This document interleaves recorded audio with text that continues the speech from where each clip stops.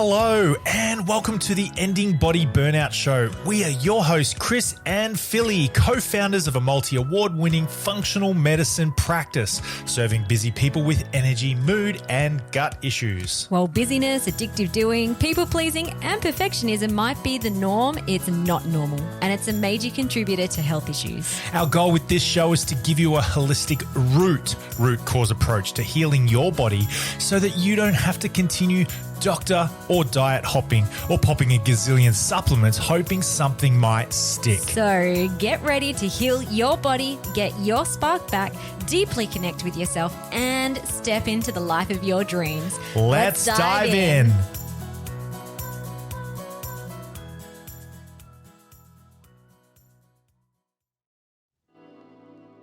G'day everybody and welcome to this episode of the Ending Body Burnout Show. We are excited to have on our podcast today a coaching session with the lovely Daisy, and I'm excited to go through with Daisy some things. She's really experiencing a challenging, hard time at the moment in her life. We'll get into that a little bit and we'll hear her story.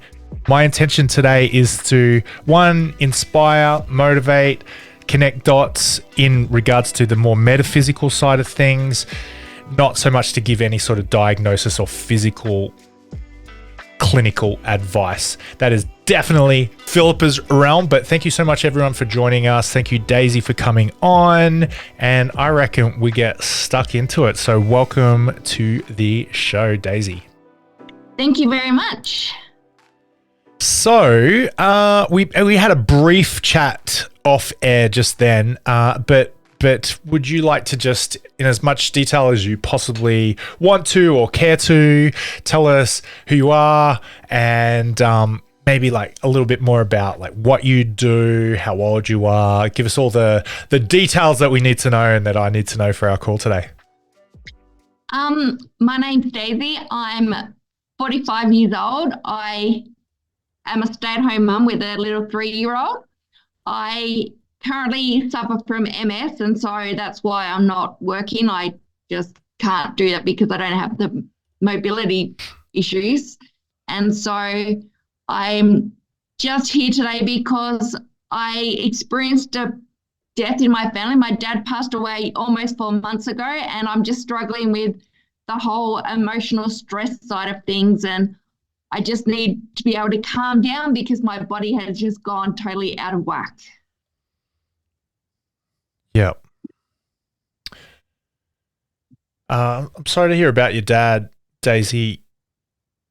That hasn't happened to me. So like literally I can't possibly imagine what it would be like to have your dad pass away. I know when my granddad passed away, there was it was a challenging time for my extended family. So my condolences.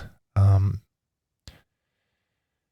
can understand logically how stressful that would be, but I heard you say struggling with stress. What do you mean by struggling? What's that look like to you? I guess since I got the call to say that my dad had passed, I have just basically felt my whole body just like cave in on itself. It's like I have like these mobility issues, and like before my dad's passing, they were getting like really good and I was able to like mobilize really good. But then after I got the call and within like a day or two, my mobility just totally stopped working, and I had to use my walking stick a lot more and my walker a lot more dependently because I just couldn't get around as easily as I could before. I'm like, I couldn't believe how quickly it had happened. And then my sleep has just been like all over the show. It's like I'm just not sleeping properly. I'm having like a lot more headaches. I've even had like more migraines as well. And so I've seen my GP for that, and she's like had to prescribe these wafer things just to be able to settle the headaches down. And so it's just been really tough, and like having a 3-year-old on the side, it's like trying to deal with my health issues but then look after a 3-year-old. It's just like I go to bed at like 7:30 at night because I'm just so worn out, and it's just just not cool. Okay.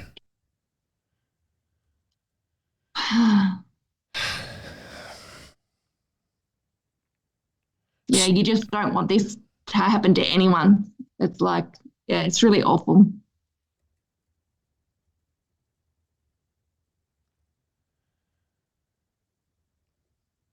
Okay. I think about words a lot. It's probably, if anyone out there is like me and they listen to words and language, drop us a comment. I hear some of the language that you're saying, Daisy. Really awful. Don't want this to happen to anyone.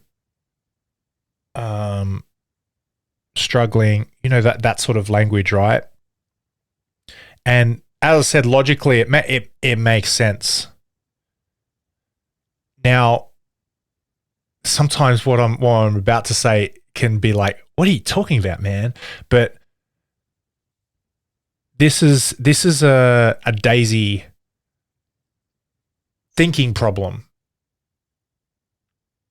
When your dad passed away,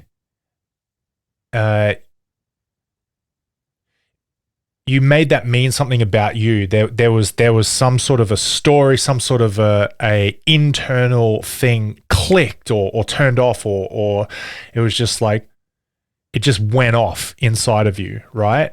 And there's no physical. Do you get what I mean? Like, there's no physical button that got pressed when your dad passed away that equals sleeplessness, migraines, mobility limitations. Do you get what I mean? Like, you didn't walk into a wall and all of a sudden got a black eye or a blood nose, right? Like, that's a literal physical thing that happens. So therefore, this isn't a physical traumatic experience that we're talking about that's happened. This is a metaphysical traumatic experience. Yeah. Right? Okay. First dot on the page. So I know now where there's physical things that you can do, like if you're not sleeping, if you've got migraines, you went to your doctor and you got those wafer things to settle the headaches down and all that sort of stuff. Like, that's a physical management of a symptom. Yeah. And so you're ticking those boxes, you're doing the things, you're trying to do the best you can, but here you are, you're stressed, you're sleepless, and sad. Yeah. But also the language that you're using, really awful. I'm not looking at you, like we're choosing not to see, like literally see you right now, but I hear your voice. I'm listening to the sounds of your voices, your voice. I can hear it's like a pushing. There's a straining element. Listen back in the recording and listen to your tone of voice. Yeah. If I didn't know your story and I heard you talking, I would start to ask myself, gee, she sounds strained. Yeah. And I know now that this is a Daisy issue, not necessarily a dad passing away issue. Yeah. Because I know this, as I said at the start, this literally has never happened to me. In my experience, my granddad passed away. He was a father figure in my life. But not everyone whose dad passes away has the effects that you had. No. Do you get it? You get what I mean? Yeah. So now we like take all that into consideration. It's like, right, okay. So the way you perceive this experience happening, I call this a significant emotional event, SEE. And what you see when you have this emotional event, what you perceive, you're choosing to perceive, you're patterned, you're programmed to perceive it that way. And And so I kind of want to get an idea of your map, your perception, your frame, how you see this experience. Because the way Joe Blogs or Sally down the street see their dad passing away, they might not have struggled with that. They might not have been stressed by that. They might not have been stretched and worn thin. Even if they did have a 3-year-old, even if they did have MS, somebody else, Sally Sims, Joe Blogs, they might not have had the same effect that you have. Yeah. So why are you, this is my question in my mind, is like, why is Daisy having these symptoms? Why is her system as a whole struggling, awful, worn out, not working properly? Struggling. So why are you taking this? This is with love, but also like a real targeted, pointed question. Why did this hit you so hard when your dad passed away? Like there's obvious things, but like just see if you can feel comfortable getting those things out. Like there's going to be some real obvious things, but what are all the reasons why this is hard for you? Well, my dad was diagnosed with early onset dementia, and so that was like happened when I'd moved away from home, because like I grew up in Tasmania and lived down there until I was like 20 odd, and then I moved to the mainland, and so he was diagnosed with dementia after I'd moved to the mainland. And so I think because I wasn't there, I feel like I kind of wasn't able to assist him and like help him and just be there for my sisters and my mum and everybody else. And so I kind of like feel guilty in a regard because I wasn't there to help like everybody else was. And so I don't know whether that is part of what is causing me to like feel so hard, because like I just feel guilty a lot of the time for like different things like throughout the whole experience. It's like I even like the other night when I couldn't sleep, I was thinking like how awful of a daughter I was because I wasn't there to like help and assist and just do things, even though physically I couldn't because I lived in a different state. And so it's just like really hard. And like my mum has said to me, you don't need to feel guilty. It's like you couldn't help it because situations didn't allow you to be there. But I'm just like, I guess for me, it's like, even though they say you can't be guilty, I still feel guilty, even though I shouldn't, if that makes sense. I just, yeah.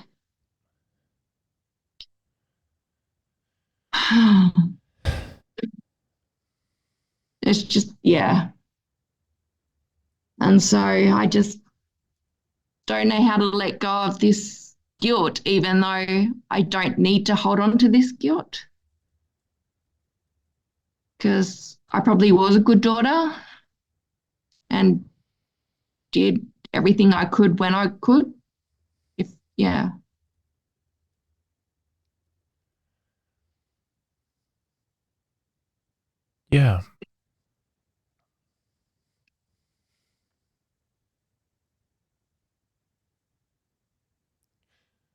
Okay. So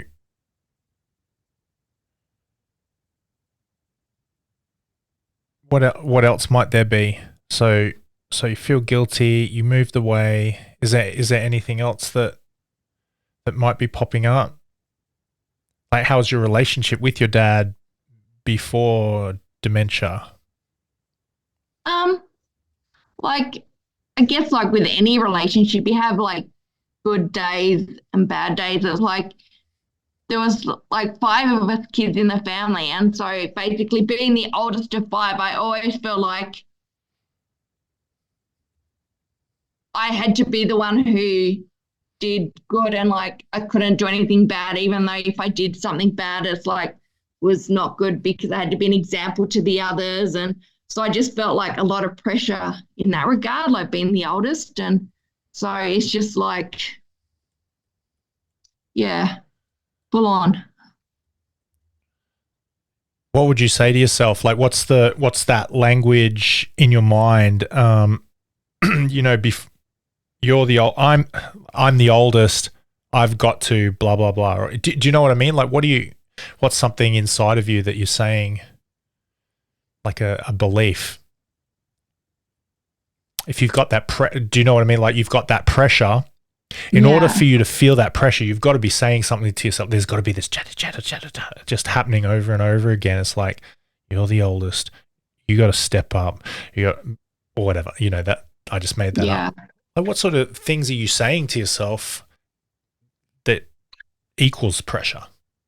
Like, I need to be good enough. I need to like be a good example. I can't make mistakes, and like I need to basically be like the golden child, even though I'm not the golden child.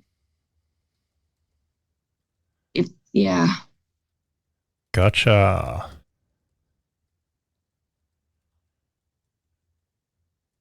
So there's a little piece there. So we call those limiting beliefs. They're kind of like they lock you into a way of perceiving or seeing. I need to be good enough. I can't make mistakes. I have to be the golden child. I'm not the golden child.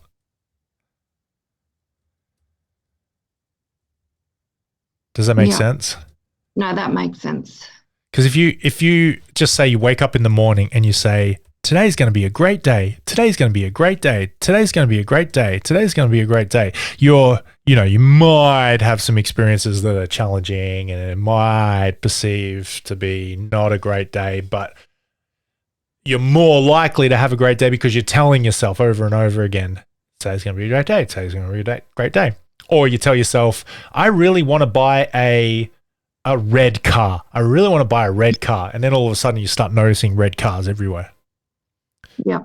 There's a part in your brain that switches on when you say you want something, or when you say something, an intention or your attention is on something and you're mindful of it, you're more likely to see or perceive that thing.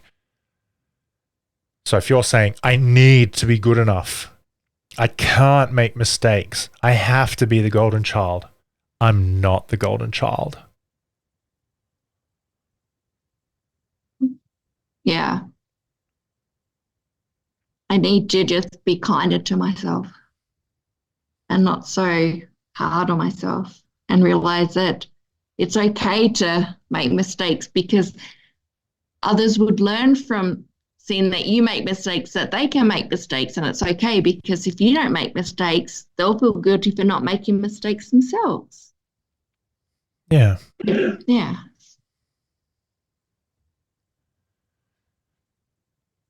So have we stumbled on a pattern? Is this pattern of golden child, you talking about your child, your 3-year-old, taking care of your child? You're the oldest of, did you say 5 kids? Yeah. Mm-hmm. Okay, so pressure, taking care of dad, taking care of your child, taking care of your siblings, like responsibility, care. Like, is this a problem, or is this a pattern? Probably like a pattern. I'm not caring for myself as well. I'm caring for like everybody else, but not giving myself any care. And so that's why I'm feeling so run down, because I'm looking after everybody else, but I'm forgetting about myself. And the thing is, if I don't look after me, then I'm not going to have the resources to be able to look after others, because I'll be no good. Wow, just came around in a circle. Just worked it out myself. There you go, guys. We'll take care and we'll see you next time. Hey, have you written that down? Have I written it down? Yeah, like what you just said there. No. Have you got a pen and a paper? I'll find a pencil. Like, see if you can just take a moment to write this down. By the way, listeners, I'll do while Daisy's looking for her writing instrument and paper. I'll do this a lot with people. I'll get them to write down key phrases and intentions, because once it's in your mind, you can't completely deal with it. But when you get it out of your mind and you plug it into paper, I call that your outlet, and it's in that moment that you write it down. Now you can actually do something. You're not taking up RAM space in your brain, in your mind. Because it's on paper, you don't have to use memory up here. Now you can use that energy that you were remembering something, the something for something else, like healing, dedicated to more empowering things, more resourceful stuff. Okay. Got your pen and paper? Yep. Okay. The pattern. Need to be good enough. Can't make mistakes. Have to be the golden child. But I'm not the golden child. I need to be kind to myself. I have to let people know that it's okay to make mistakes. And that's beautiful. Like, nothing's a problem till it is. Everything's okay till it's not. Maybe on the surface, being an inspiration to others is okay. But at what point is that a pattern? And how is that turning into a problem? And you said, well, I give to everybody else. I'm always giving to everybody else. I'm always looking after everybody else. And the problem is, what did you say? Don't look after myself, I won't be able to look after others. There you go. Okay, write that down.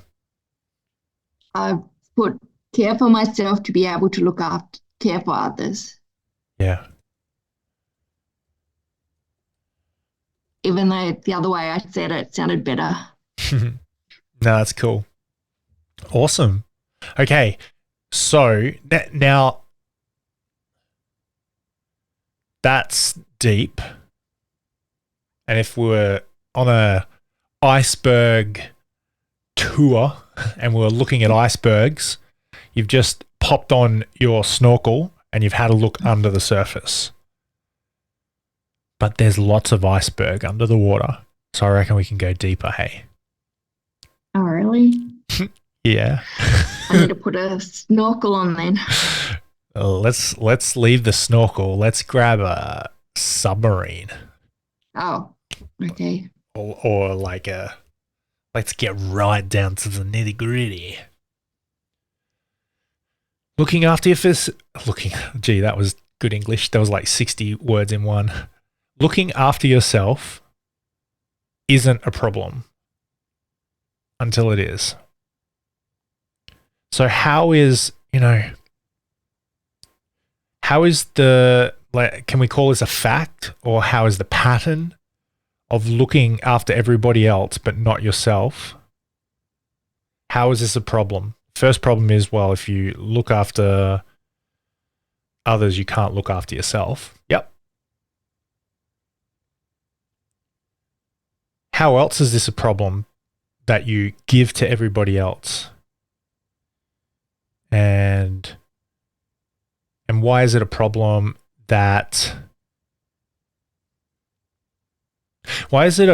you can't take care of others? Like, why? What's the real problem here?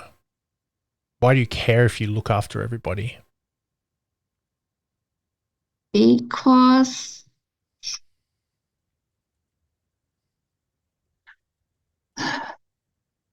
I guess they should be able to, because they've all got partners, and so their partners should be able to look after them, and so they should be looking after themselves, and their partners should be looking after them, and I should be able to let go of the reins and just trust the other people that they're going to look after my loved ones just as good as what I can.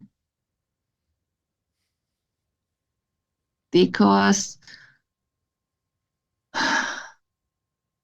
yeah, I need to just let go so that they can just do things, and if they make mistakes, then they can learn from their mistakes rather than me feeling responsible for making sure they don't make mistakes. Okay. I like it. Now let's actually go up. We're not going to go problem. So let's climb to the top of the iceberg now. Let's find the point of the iceberg. What's the point of caring for others in your mind, Daisy? Just so that they don't get hurt and they're just I don't know the word. I've lost the word. Just so that they're happy and just, yeah, and just content. Okay. And why is it important for you to force them to be happy and content and to force them to not get hurt? Because I don't like seeing them hurt, because then it hurts me, because I'm like connected to them. Yeah. Even though they're my siblings and all the rest of it, it's just like you just don't like seeing your siblings or your loved ones hurt because it hurts you. Well, it doesn't hurt me. When you say hurts you, you mean it hurts like you, not me. When you say you mean you, right? Yeah, like me. It's like if they're hurting, it's like you're hurting because Well, no, it's not you, it's you. So do you get what I'm not saying? you, it's me. Yeah. So that's what you mean. So I hurt. Like, so try that. Yeah, Try I that. hurt Yeah, there you go. if they're hurting. I like So it. not the listeners, it's like it's me, myself hurts. And so rather than me hurting, I just don't want them to get hurt. So then Boom. everybody can just be happy. Everybody can be happy. Yeah, this is a big task, isn't it? It is. That sounds like hard to hold on to. That's a monumental task. You're playing savior to your siblings, your child, your dad. I bet you if we dug a little bit deeper or we had a look around, we'd see this pattern playing out elsewhere, wouldn't we? Yep. Daisy the protector. Daisy the enforcer of safety, the safety officer. Yep. Yellow vest. Yellow. Walk this way. Don't walk that way because that way it's going to harm you. Come this way. Jeepers creepers. What could this possibly have in common? Like, if you think about this as a metaphor, Daisy, taking on this load, taking on this burden, taking on this responsibility, this over responsibility, this safety officer, whether people want you to or not, is like, I don't care if you want me to, I'm going to protect you. Yeah. Yes. I know I'm your big sister, but I am actually going to save you from anything. What could that possibly metaphorically have in common with not being able to walk, being crippled? Even though you can't, but like, you know what I mean? Like having an effect on your mobility. Metaphorically, what's the story? What do you reckon? I think it's because I'm doing everything for everybody else that I'm not giving it.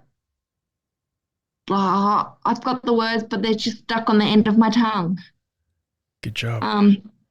So that I'm facilitating all of them to be able to do everything and to keep them safe and to keep them protected, but I'm not protecting myself. And so basically I'm not being able to do what I want to do because I'm watching over them to make sure that they're safe. Yeah. So it's not completely, but like this is kind of a dissociate. Do you know what the word dissociated means? Outside of yourself? Not outside of myself. Yeah. So it's like dissociated when you said you, when you meant I, Yeah. yeah, before, like you, Yeah. Daisy, and you were saying you, and Me. I know what you mean, and it's a very common way of speaking, but that's a dissociated way of speech. It's a dissociated speech pattern. Yeah, because you're not actually talking about me. Well, you Because did. you're, I'm. yeah. Do you get it? Yeah. Um, which is you kind of did it again in that explanation of yourself. Hey, it's like, Oh, do you know does that make sense? yes, it makes sense. And a fabulous saying that I love, I probably say this every day, is as above, so below, as without, so within, as the universe, so the soul.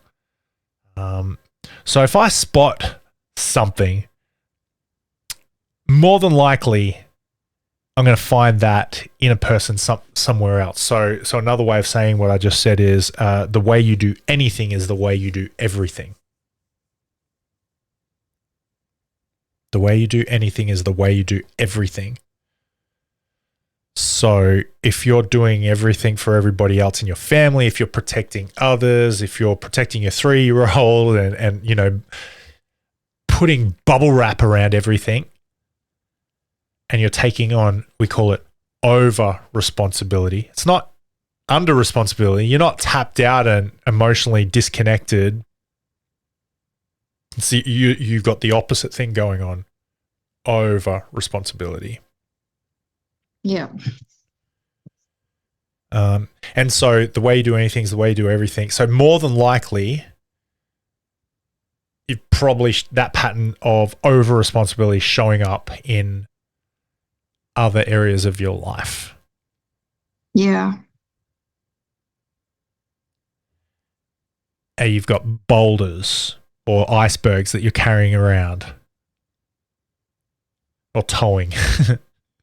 You're swimming through life or walking through life. You're towing behind you these icebergs. That sounds exhausting. It does. No wonder I can't do anything because I'm trying all of this stuff around. Yeah.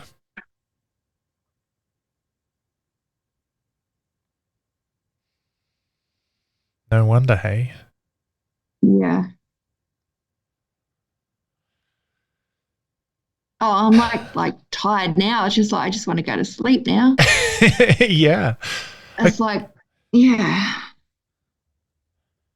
Even though I was just talking, it's like I feel like a whole ton has just been like unraveled or something, and I'm just like, oh, this is just too hard to carry anymore. Can I just put it down and go to sleep?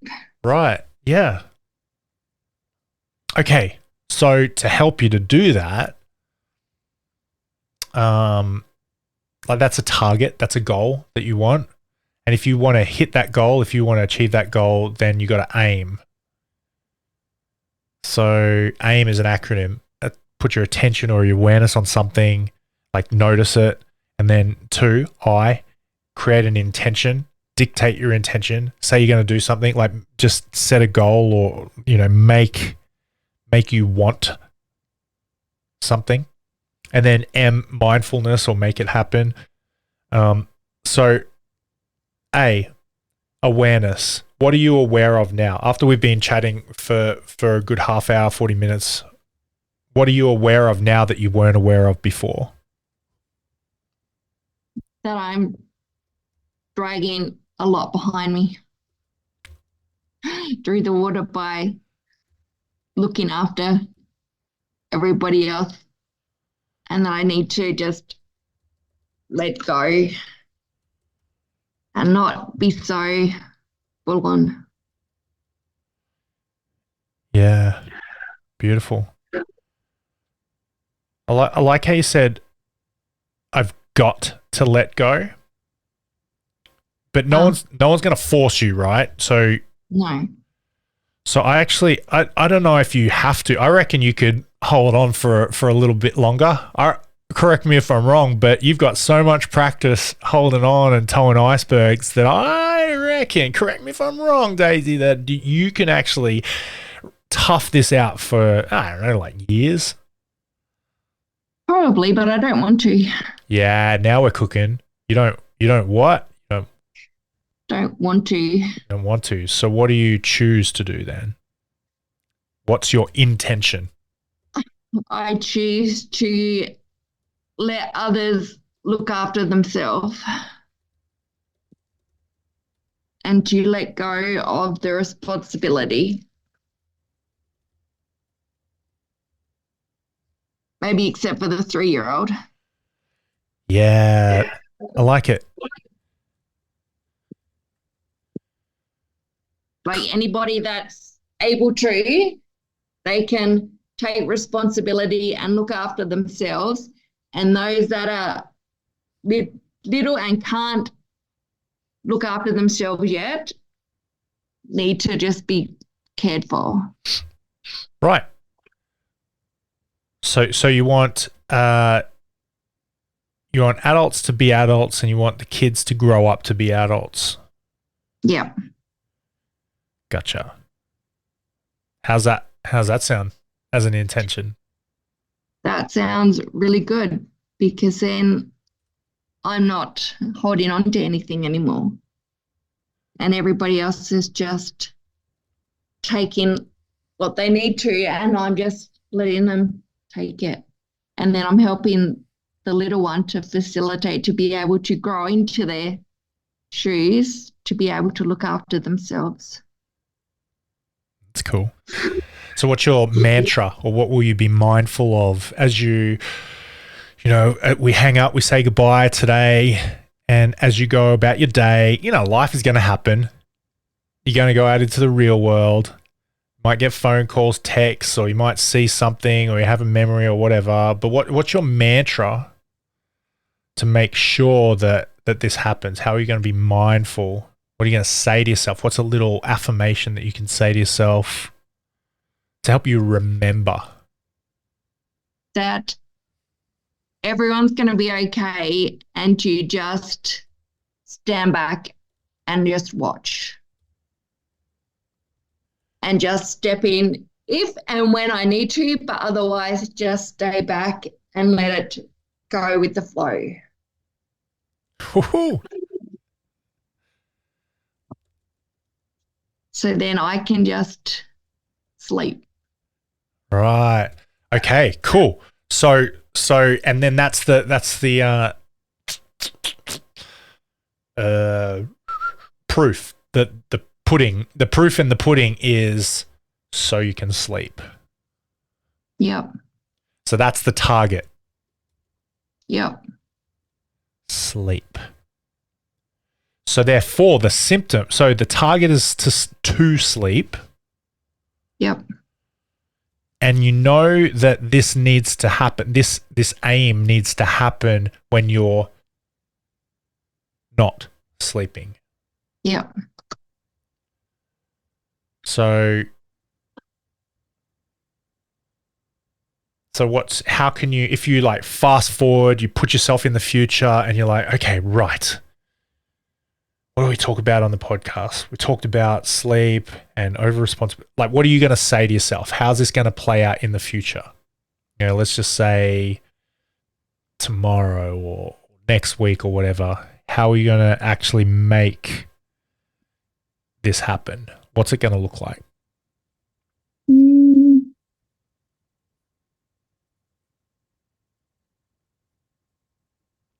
I'm just trying to picture it in my head. Beautiful. Yeah, notice what you notice.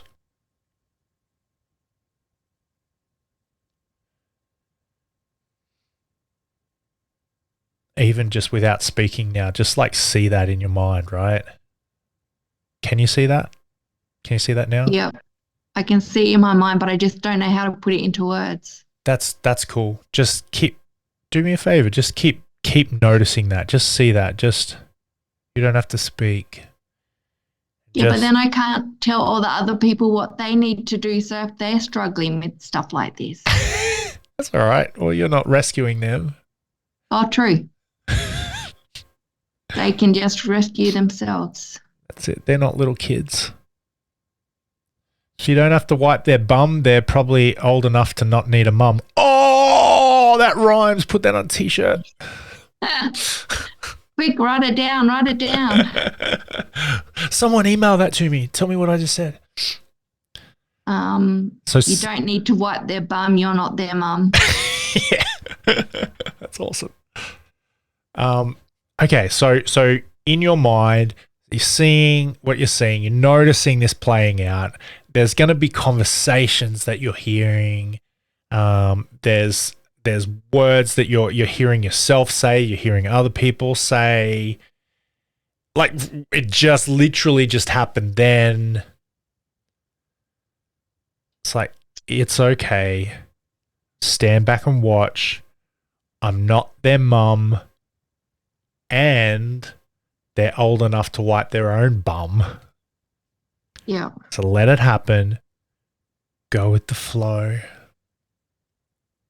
Yeah, because that's what I could picture in my mind. And I could like hear people like say, it's okay. I can do this. I don't need you to hold my hand. And I'm like, oh, that's good. It's like, okay, I can just let you go Can just let you go. because I'm not your mum. Because I'm not your mum. And you can wipe your own bum. Amen. Now you've said that, I'm going to have that in my head all the time. Yeah. That's your red car. Yeah. I'm not your mum. Go wipe your own bum. And they'll look at you and they might be like, what the heck are you talking about? You're like, listen to the podcast.